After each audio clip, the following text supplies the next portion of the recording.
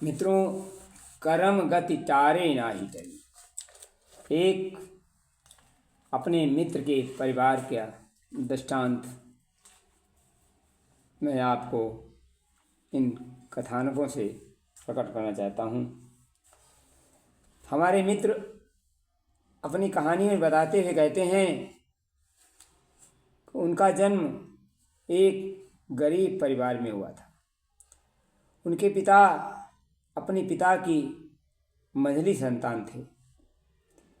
वह ईमानदारी और परिश्रमी पुरुष थे और परिश्रमी के बल से उन्होंने अपनी सभी संतानों को उन्नत की ओर बढ़ाया। ये परिश्रम का ही फल है। मित्रों, इस दृष्टांत में प्रकृति का प्रकोप मैं अवगत करना चाहता हूँ। उनकी माता भी मंझली पुत्री थी। ईश्वर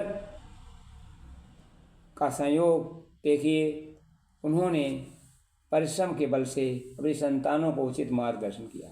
मित्रों,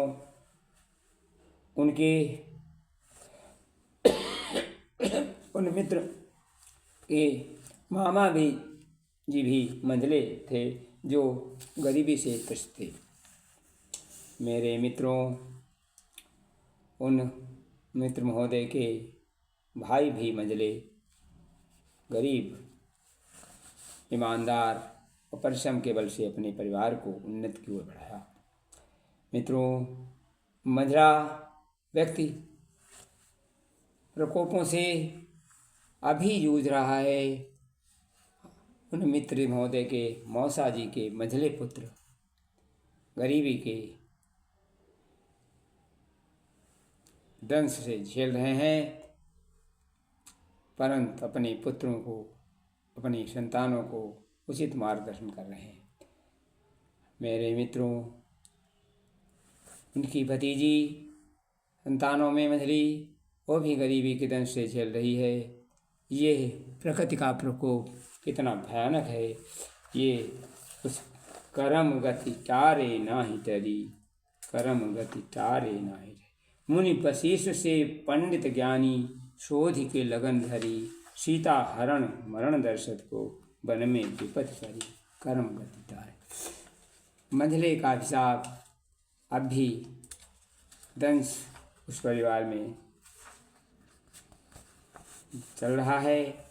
मित्रों, ये एक प्रकृति का विधि विधान है या पिछले जन्मों का कर्मों का फल, परंतु तप से ये सफलता की ओर अग्रसर हो सकते हैं, क्योंकि मानव जन्म अमोल है, मिले न बारंबार। पक्का फल जो गिर पड़ा, लगे न दूजी बार। उस मायापति की लीला ने कैसे सबको भरमाया है।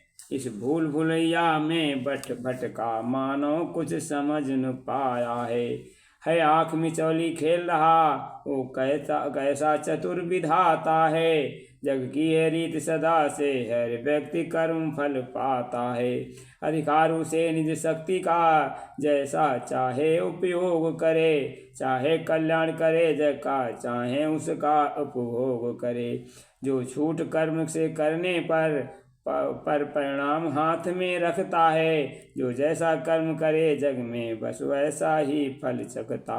मक्खी बैठी चाशनी, पंख दिए लपटाए। हाथ मले सिर धुने, फिर पर कुछ किया न जाए। धन्यवाद।